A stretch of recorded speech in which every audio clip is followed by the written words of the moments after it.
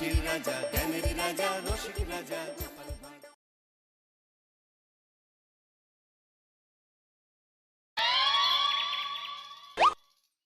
কি গো গিন্নি, এটা কিসের ফর্দ? কোনো অনুষ্ঠান হবে নাকি? বিয়ে হবে গো। বিয়ে? কার বিয়ে? ভগবান শিবের সাথে দেবী পার্বতীর বিয়ে। সামনে শিবরাত্রি, মনে নেই? হ্যাঁ, তা মনে আছে, কিন্তু এই ফর্দটা কি জন্য গিন্নি? আমি শিবরাত্রির দিন বিকেলে বাবার মাথায় দুধ ঢালতে যাব, তাই তোমাকে আগে থেকে লিখে দিলাম কি কি লাগবে। সব আগে আগে নিয়ে আসবে। হ্যাঁ, দেখি কি লেখা আছে। দুধ 1 সের, গঙ্গা জল, নারকেল, ঘি, মধু, দই, সন্দেশ, রসগোল্লা, আকন্দ ফুলের মালা, ধূপ, মোমবাতি, 108টা বেলপাতা, ধূত্র ফুল, নীলকণ্ঠ ফুল, লাল পাড় সাদা পাটের শাড়ি। ওরে বাবা, এত কিছু! হুম, এখন ওরে বাবারে মারে কিছু চলবে না, চলবে না। আর আগে থেকে লিখে দিয়েছি, আমি কোনো বায়না শুনবো না। হ্যাঁ, যদি না নিয়ে আসো তাহলে কিন্তু চলে যাব। হ্যাঁ, বলি, শিবরাত্রির দিন তো মেয়েরা বাবার মাথায় দুধ জল ঢালে বাবার মতন স্বামীর কামনায়। তা আমি তোমার স্বামী তো উপস্থিত, তাই এত কিছু। তোমার মঙ্গল কামনায় গো। তুমি আর বাড়তি কথা বলবে না, যা বলেছি সেদিন নিয়ে আসবে। হ্যাঁ, বেশ বেশ, ঠিক আছে বাবা, ঠিক আছে। তাহলে আমি এখনই যাই, সব দোকানে দোকানে বায়না করে আসি। সেদিন তো এইসব জিনিসের চাহিদা তুঙ্গে থাকে। হ্যাঁ, তা যাও, সেটাই বুদ্ধিমানের কাজ হবে। হ্যাঁ,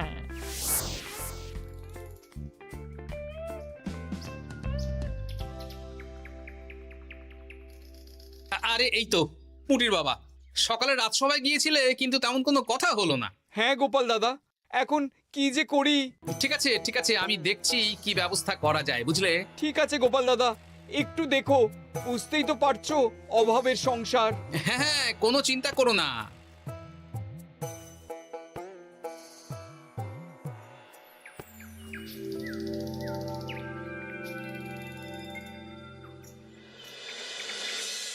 আচ্ছা, আজ তাহলে শিবরাত্রির আয়োজন নিয়ে আলোচনা হোক। মহারাজ, এসব নিয়ে আপনি চিন্তা করবেন কেন? আরে আমার মতন একজন মন্ত্রী থাকতে আপনার মাথা ঘামানোর কোনো দরকারই নেই। না না মহারাজ, একদম মন্ত্রী মশাইকে দায়িত্ব দেবেন না। উনি প্রত্যেকবার দায়িত্ব নিয়ে সব তালগোল করে দেন, আর সব শেষে বলেন আমার ভুল হয়ে গেছে, আমাকে ছেড়ে দিন। এই গোপাল, গোপাল, একদম বাজে কথা বলবে না। আমি এখন ভালো হয়ে গেছি। ভালো না কালো? মহারাজ মহারাজ, আপনি আমাকে দায়িত্ব দিন, আমি সব সামলে দেব। সব কাজ সবাই মিলে করলেই তো ভালো। পুজো পাঠের দায়িত্ব আমার, বাকি আমি জানি না। সে ঠিক আছে, কিন্তু পুজোর জোগাড় অনেক দায়িত্ব, সব হিসেব করে কেনাকাটা করতে হয়। সবচেয়ে বড় ব্যাপার, তার জন্য সৎ হতে হয়। আমি কি অসৎ নাকি? আমি সব দায়িত্ব নেব। না, আমি নেব। আমি নেব। আমি। আহ, চুপ চুপ, একদম চুপ। গোপাল দায়িত্ব নেবে না মন্ত্রী, সেটা তো বিচার করতে হবে। কিভাবে বিচার করবেন মহারাজ? হ্যাঁ, একটা বুদ্ধির পরীক্ষা নেওয়া হবে। আমি এখন গোপালের চেয়ে অনেক বুদ্ধিমান হয়ে গেছি। তাহলে তো ভালো, তুমি গোপালের বুদ্ধির পরীক্ষা নাও। যদি গোপাল জিতে যায় তাহলে গোপালই দায়িত্ব পাবে, নইলে তুমি। ঠিক আছে, আমি এক্ষুনি প্রশ্ন করছি। হ্যাঁ হ্যাঁ, করুন করুন। হ্যাঁ, এমন কি জিনিস যা তুমি যতই খাও পেট ভরবে না? বাবা, মন্ত্রী কি প্রশ্ন করলে! গোপাল, বলো বলো বলো। এবার জমবে মজা। বেশ, তাহলে বলি। হ্যাঁ, বলো বলো। উত্তর হলো বাতাস। যতই খাও পেট ভরে না। গোপালের কি বুদ্ধি! ও মন্ত্রী মশাই, এই গোপাল তো প্রথম দানেই বাজিমাত করে দিল। হ্যাঁ, প্রথমটা তো সহজ ছিল। ঠিক আছে, এতই যদি বুদ্ধিমান হও তাহলে আরেকটা পরীক্ষা দাও। হ্যাঁ মন্ত্রী, বলো। এবার আপনারা একটু অপেক্ষা করুন, আমি আসছি।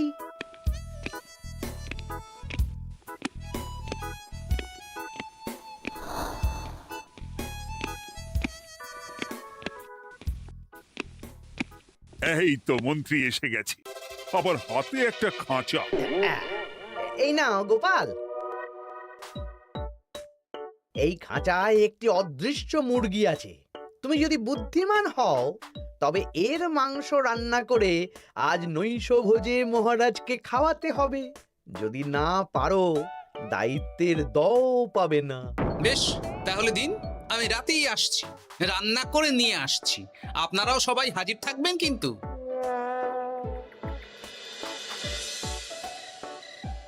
এই সেরেছে, গোপাল যে এখনো এলো না। গোপাল নির্ঘাত ফেসেছে। এই তো চলে এসেছি। এ কি গোপাল, তুমি তো খালি হাতে। মাংসের ঝোল রেঁধেও এনেছি। কই গোপাল, অদৃশ্য মুরগির ঝোল কোথায়? হ্যাঁ, কোথায় গোপাল? আহ, মহারাজ, অমন সুস্বাদু মুরগি আমি আগে কখনো খাইনি। আমি সেটা রান্না করে রাজপ্রাসাদের প্রধান ফটকের বাইরে রেখে এসেছি। মস্করা হচ্ছে? চলুন তো গিয়ে দেখি। হ্যাঁ, চলো তো।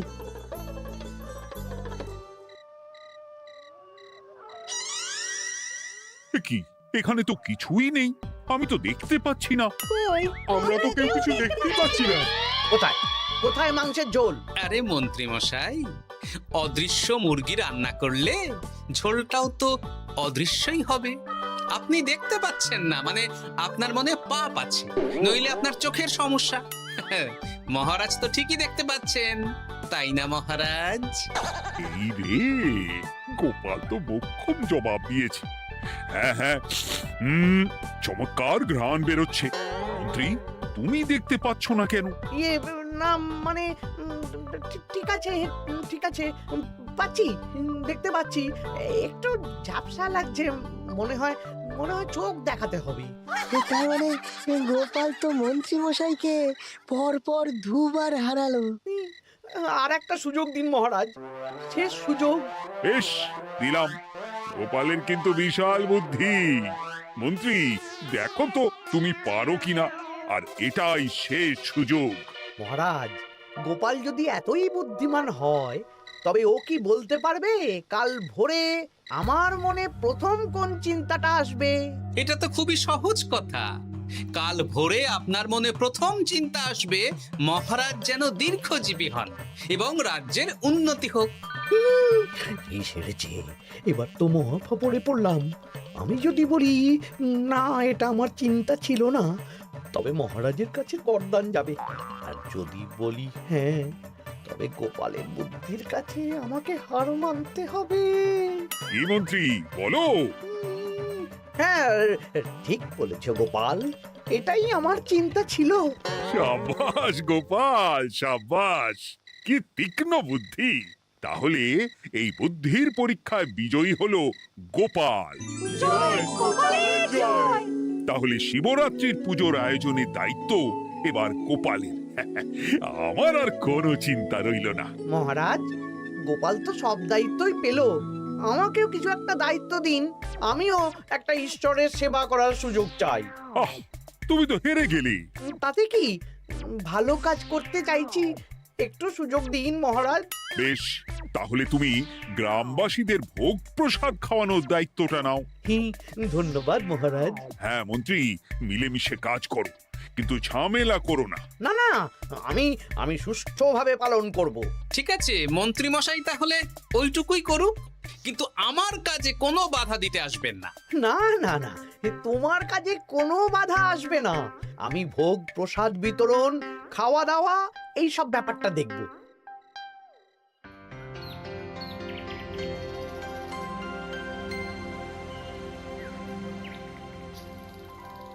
বলুন মন্ত্রীমশাই, সকাল সকাল ডেকে পাঠালেন। শোন বটাঘটা, এবারে শিবরাত্রি উপলক্ষে যে ভোগ প্রসাদ জনগণের উদ্দেশ্যে বিতরণ হবে তার পুরো দায়িত্বই আমার। তাতে কি, মহারাজ আয়োজন করেন আর সব রাজ্যবাসী বিনামূল্যে খেয়ে যান। সেই প্রথা এতদিন চালু ছিল, কিন্তু এবার একটু অন্যরকম হবে। কিরকম কিরকম? তোরা দুজন আমার নাম করে সব গরিব প্রজাদের কাছ থেকে ভোগ খাওয়ার জন্য চাঁদা তুলবি। শিব পুজোয় চাঁদা? হ্যাঁ দাদা, ইয়ে না মানে ঘটা, খুব সামান্য। বাড়ি আর দোকানগুলোয় যাবি আর মাথা পিছু 1 আনা করে তুলবি, কেমন? বেশ, তারপর বলবি ঢালাও খাওয়ানো হবে, এলাহি আয়োজন। আচ্ছা ঠিক আছে। তবে ভুল করেও কোনো রাজসভাসদদের বাড়ি থেকে বা মান্যিগণ্যি লোকের বাড়ি থেকে এই চাঁদা তুলিস না যেন। না না, বুঝতে পেরেছি, তুলবো না। হ্যাঁ, বলবি সারা রাত পুজো হবে, পরের দিন সকালে হবে প্রসাদ বিতরণ। কেমন?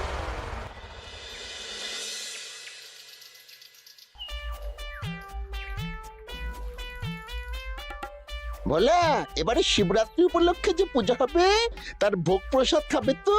হ্যাঁ হ্যাঁ, হ্যাঁ, নিশ্চয়ই নিশ্চয়ই। এবারে সব দায়িত্ব মন্ত্রী মশাইয়ের, এলাহি আয়োজন। তা তোমাদের বাড়িতে কতজন সদস্য? আমি আর আমার গিন্নি দুজন। তাহলে দুয়ানা দাও, এক আনা করে দুজন। আবার অর্থ দিতে হচ্ছে? হ্যাঁ, এলাহি আয়োজন, তাই এই সামান্য অনুদান। আচ্ছা বেশ, এই নাও দুয়ানা। চিন্তা করো না ভোলা, এমন খাওয়ানো হবে না। রাতের বেলা শিব পুজো আর পরের দিন সকালে জীব পুজো।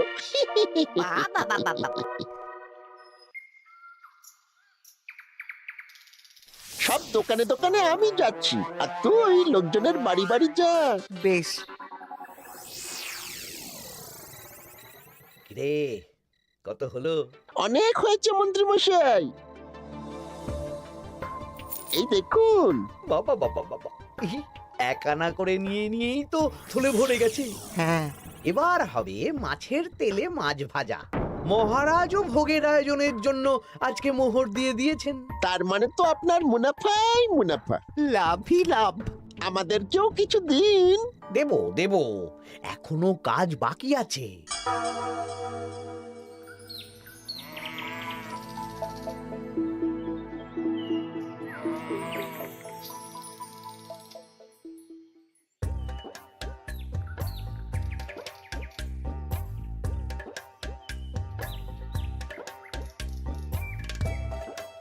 আরে আরে গোপাল দাদা যে, এত কিছু কি নিয়ে যাচ্ছ? এই তো শিবরাত্রির পুজো উপলক্ষে দশকর্মার বাজার রাজবাড়ি নিয়ে যাচ্ছি। এবারে তো এলাহি ভোগের আয়োজন। রাতের বেলা শিব পুজো আর পরের দিন সকালে নাকি জীব পুজো। মন্ত্রী মশাই দায়িত্ব নিয়ে খাওয়াচ্ছেন। না না, খাওয়ার আয়োজন তো এমন কিছু নয়। আমি যতদূর জানি ওই খিচুড়ি, আলুর দম, ছেঁচড়া, পায়েস, চাটনি আর একটা করে মিষ্টি।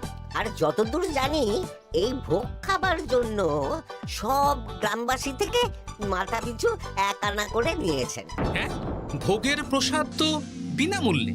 মন্ত্রীমশাই এক আনা করে মাথা পিছু নিয়েছেন? হ্যাঁ গো, এরকম তো কথা ছিল না। আচ্ছা আচ্ছা, আমি দেখছি কি করা যায়। দেখছি আমি দেখছি।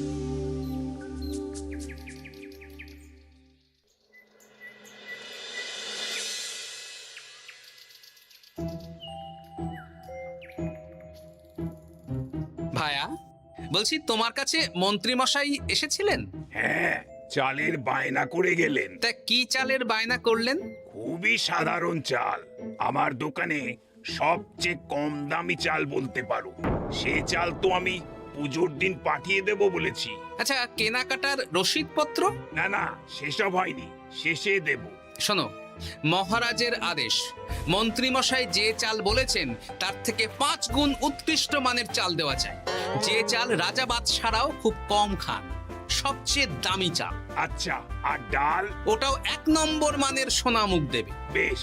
মন্ত্রীমশাই যা যা বায়না দিয়েছেন পরিমাণ এক থাকবে, শুধু জিনিসপত্রের মান বাড়বে। ঠিক আছে? আচ্ছা ঠিক আছে। আর একথা মন্ত্রীমশাইকে জানানোর দরকার নেই, শুধু মোহরটা ওনার কাছ থেকে আদায় করে নিন। যেদিন খাওয়ানো হবে সেদিন বিকেলে যাবে, মানে শিবরাত্রির পরের দিন বিকেল। বেশ।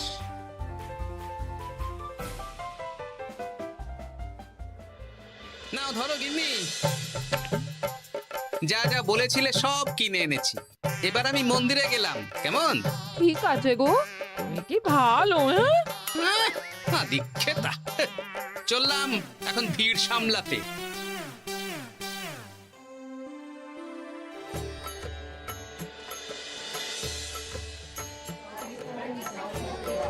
একটু সারিবদ্ধভাবে দাঁড়ান, আপনারও সুযোগ আসবে।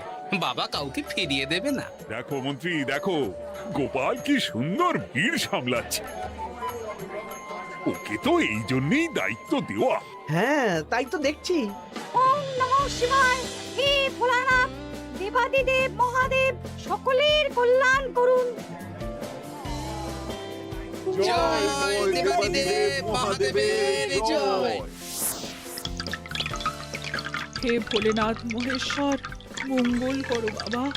জয় বাবা ভোলাদেব মহেশ্বরের জয়। তা তোমার শরীর এখন কেমন? এই তো বেশ ভালো আছি।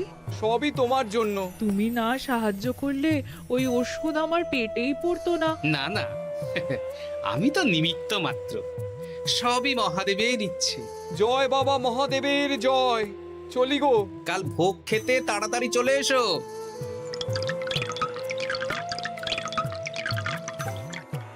জয় দেবাদিদেব মহাদেবের জয়।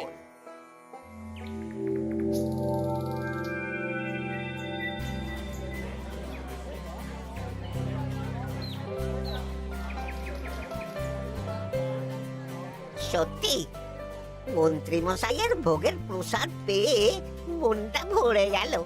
কি সুন্দর রান্না, আর খাবারের গুণমান কি ভালো। তার ওপর রসগোল্লা কত বড় বড়। এত বড় রসগোল্লা খাওয়া তো দূর, বাবার জন্মে চোখেও দেখিনি।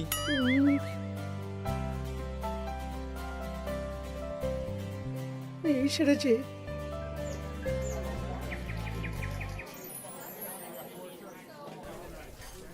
এই যে পাচক ঠাকুর, শোনো। বলুন মন্ত্রী মশাই, আজ আমি খুব খুশি। কেন? আপনি মহান। কেন? মানে আপনি যে চাল পাঠিয়েছেন সে চালে রান্না করা আমার স্বপ্ন ছিল। কি গন্ধ, কি গুণমান, রাজা বাদশাদের চাল বলে কথা।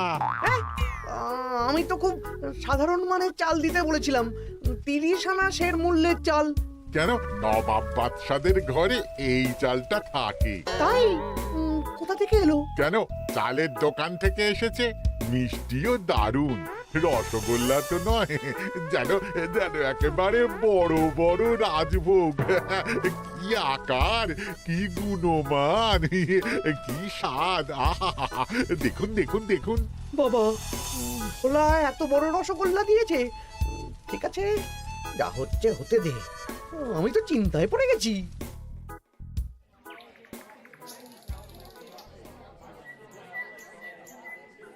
মন্ত্রী, তুমি কি করেছো? তোমার নামে তো সবাই সুখ্যাতি করছে।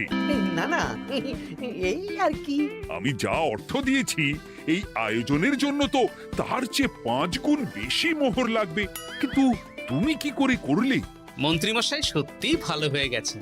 দেখো গোপাল, দেখো মন্ত্রী সত্যি বদলে গেছেন। সবই তো জনগণের সেবার জন্য। কে জানে বাবা, কি গড়বড় হয়ে গেল।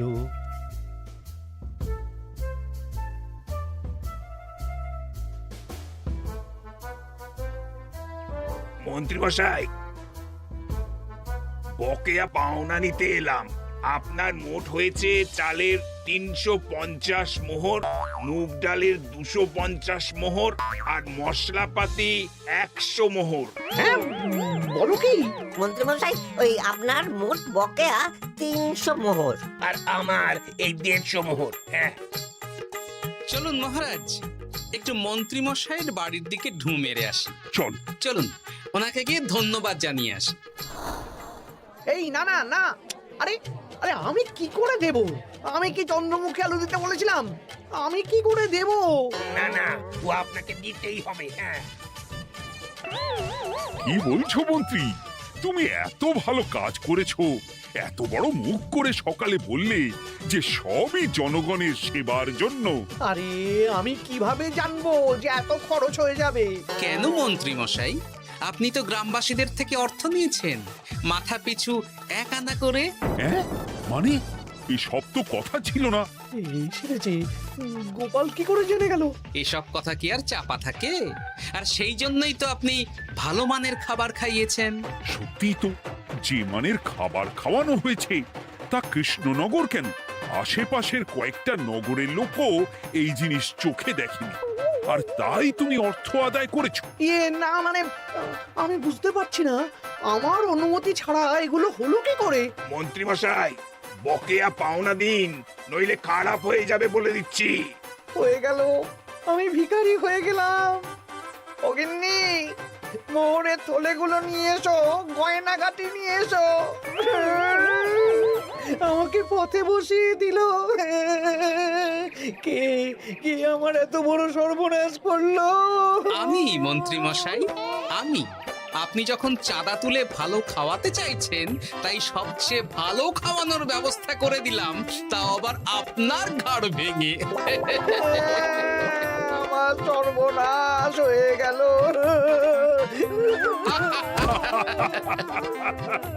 জয় মহাদেবের জয়।